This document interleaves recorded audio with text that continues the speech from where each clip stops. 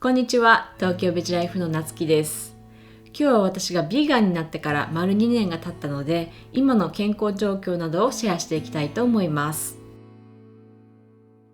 今日の本題に入る前に一つお知らせがありまして、先日とうとう TBL のチャンネル登録者数が5万人を突破しました。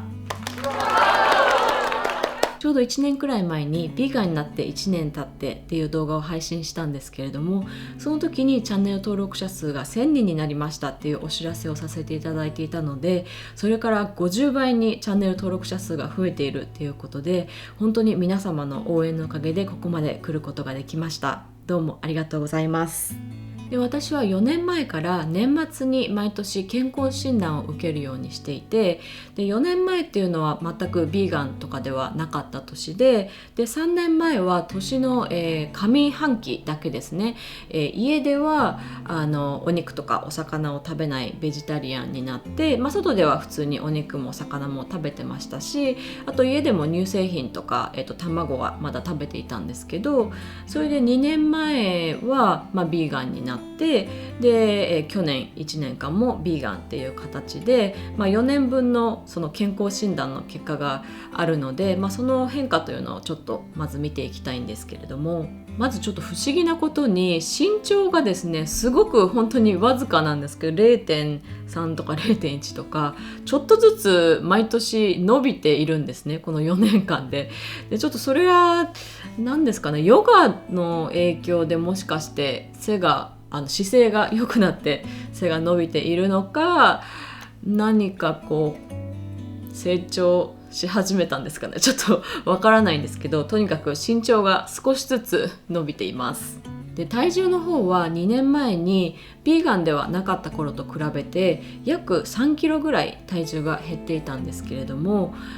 去年の年末の健康診断の結果では、ちょっとこの間の断食の動画でもお話しさせていただいたんですけれども、3キロ体重が増えてしまって、そのビーガンになる前と同じ体重に戻ってしまっていたんですね。ただ体重は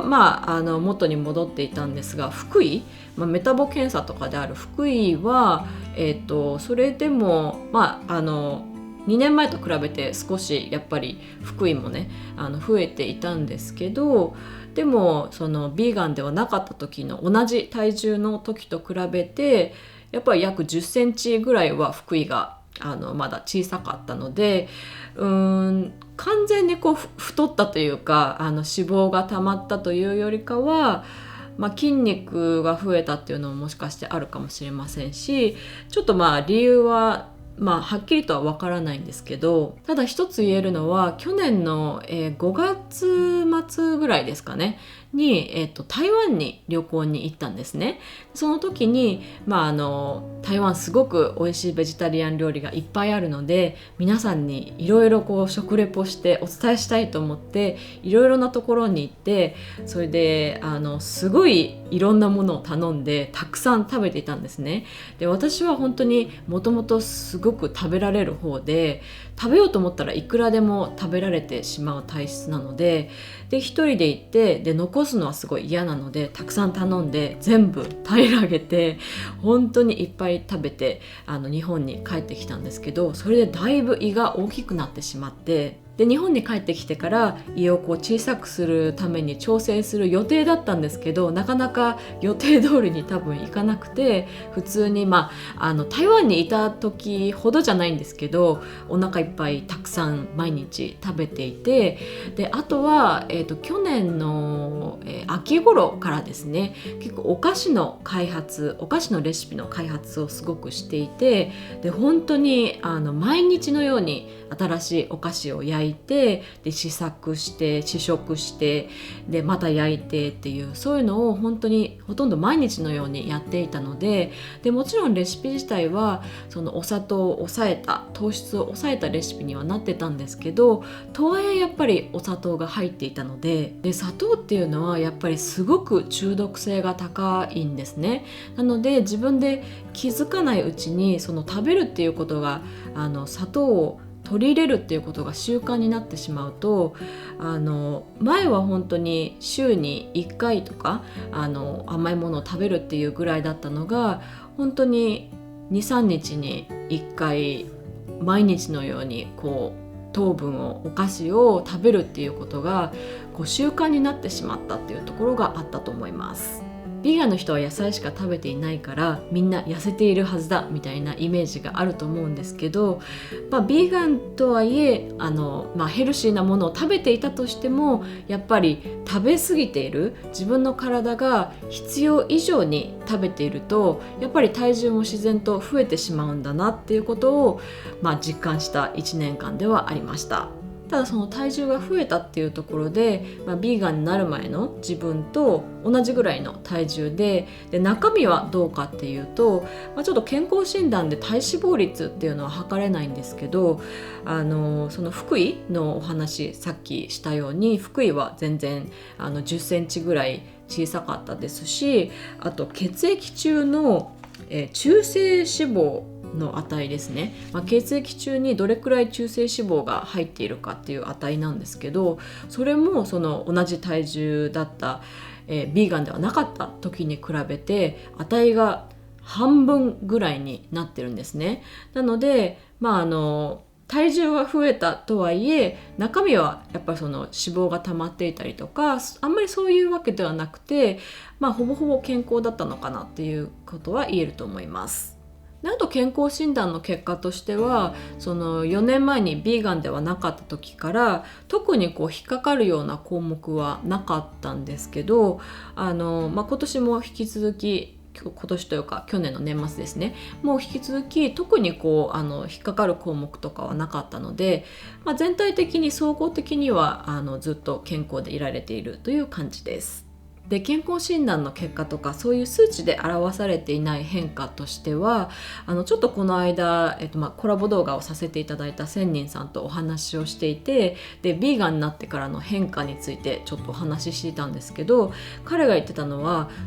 彼はずっと美容師さんをされていて、でお客さんにビーガンになってからの方がすごく性格が穏やかになったねって言われたっていう風に言っていて、で私もあんまり自分で意識したことがなかったんですけど、そういえばすごく、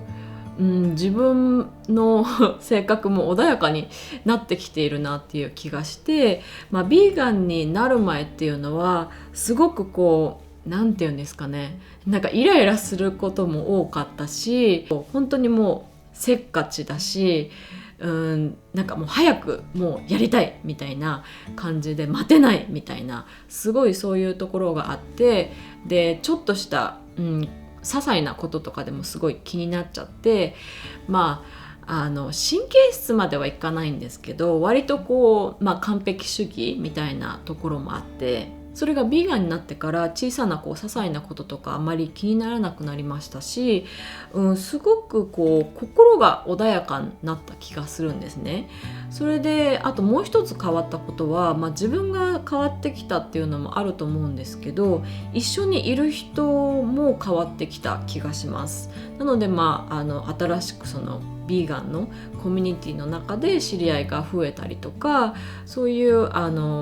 似たようなやっぱり心が穏やかな人と一緒にいた方が自分も心が穏やかでいられるので、だんだんとそういう人が周りに集まるようになってきたというか、私もそういう人たちと一緒に、他の人といるよりかはいたいなっていう感じになってきた気がします。でもう一つの変化としては、去年この動画を配信した時はサプリとか全く取っていなくて、で、植物性のものからは取れないビタミン B12 とかもビタミン12が入っている村上農園さんのカイワレがあるんですね。でそのカイワレを食べるようにしてビタミン B12 を補給していたっていうところがあるんですけど、最近ですね、ちょっとこれも他の動画でちょろっとお話しさせていただいたんですけど、私の旦那さんがもともと痛風持ちでずっと痛風の薬を飲んでいたんですけど、その痛風の薬をやめて、でベジタリアンの食事とたくさんお水を飲んで、お酒も飲まないようにしてっていうので、その薬を飲まないようにするっていうことをしていて、でなので私だけではなくて旦那さんもすごくこうベジタリアンな生活になってきた時に、旦那さんがなんか最近なんかちょっと頭がぼーっとするんだよねとか、ちょっとこうビタミン B12 が不足している人に現れがちな症状をこう訴え始めたので、私は全然あんまり感じていなかったんですけど、そっかと思って2人でビタミン B12 のサプリをとうとう飲み始めました。そういういろいろな変化があった、ビーガン2年目の年だったんですけれども、やっぱり一番大きな変化だったのは、今年になってからなのでつい最近起こったことなんですが、ファスティング断食との出会いです。私は数週間前に5日間の1日1食生活を経て3日間の断食をするということに挑戦して、それは別の動画にしているのでぜひそちらを見ていただきたいんですけれども、それからも、基本的には1日 1.5 食なので、お昼頃にちょっとフルーツを食べて、で夜は普通に食事をするっていうことをしていまして、でそのファスティング効果で本当に体調がいいっていうのはあるんですけど、それよりもこう肌がすごく改善されました。私はもう10代の若い頃からずっとニキビに悩まされていて、社会人になってからも、大人ニキビというか肌荒れがすごくひどくて、で3年くらい前から肌断食っていう全く、スキンケア商品とか化粧品とか使わない生活っていうのを始めて、で2年前からはビーガンの食事をしていて、でそれでこう前よりかはだいぶ肌は改善されたんですけど、やっぱり完全にすごい綺麗になったっていうわけではなくて、でやっぱりビーガンで野菜しか食べていないのになんで肌が荒れてるんだとか、なんか肌が荒れてるのは、ビーガンの食事がこう健康じゃない証拠だみたいなことをすごい動画のコメントで言われるたびにすごくこう悔しい思いをしていたんですね。で私自身毎日ヨガもしているし、ビーガンの食事になってからもう長年悩まされていた便秘も解消されたし、もう食事自体もすごく気をつけてジャンクフードとか、ビーガンとはいえ加工食品とかあまり取らないようにしたりとか気をつけているのに、なんで肌だけツルツルの綺麗な肌にならないんだろうっていうのはすごくこう自分の中で引っかかっていたっていうところはあったんですね。でそれがファスティングと出会ったことで本当にこうそこに欠けていたミッシングピースがやっと見つかったっていう感じがしていて、でやっぱりファスティングプラスビーガンの食事、健康的なビーガンの食事を腹8分目する、食べ過ぎないっていうことがなんか本当にもう自分にとってパーフェクトなソリューションというかパーフェクトなフォーミュラがやっと見つかったっていうことで、肌がすごく改善されたっていうのはもちろんニキビとか、肌荒れちょっと赤いポツポツみたいなものが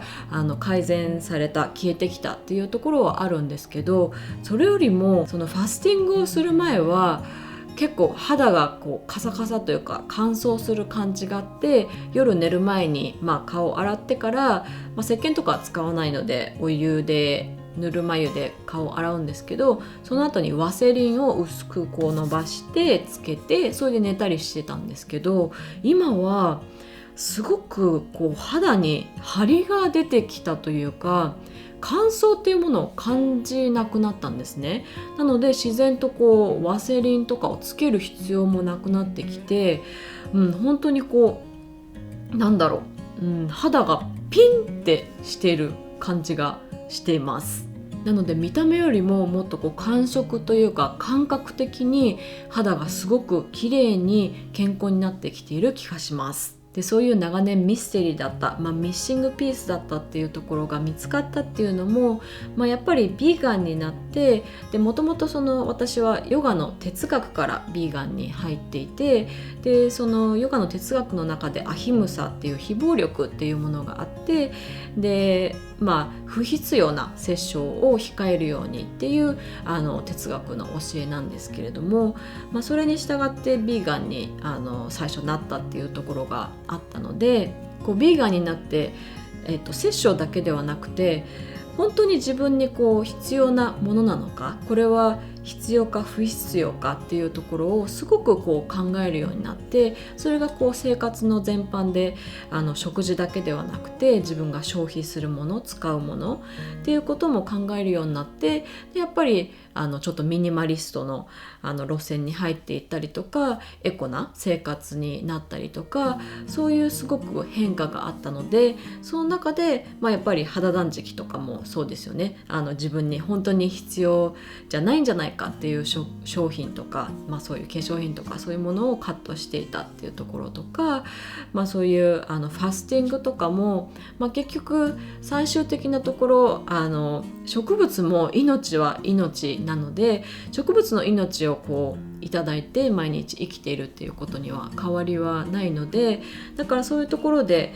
自分で食べたいからって言ってどんどん食べている。で体にどんどんそういういろんなものを蓄積させているっていうよりかは、自分が本当に必要な分だけ、必要な命だけいただいて生きているっていう方が、なんかこうどんどん私にこうしっくり来るようになってきたっていうところがあって、でそのタイミングでそのファスティングっていうコンセプトと出会えて、すごく良かったなと思います。ということで今日は私がビーガンになってから丸2年が経ったので、今の健康状態や、今までの変化などをシェアしました。今日が今月1月最後の動画になるんですけれども、1月のジャヌアリーとビーガンをかけてビーガヌアリーという言葉があって、世界中のビーガンの間で1月をビーガンの推進の月にしようっていうことでいろいろと活動がされていて、で私もそのビーガンの一人として1月年初にですね、少しでもビーガンに興味を持っていただく方だったりとか、ビーガンのことを知ってもらう方が増えればなと思って、今月はビーガンに関するテーマの動画を多く制作しました。来月はまたちょっと違ったテーマでコラボ動画など企画していますので、どうぞお楽しみに。それでは See you next time!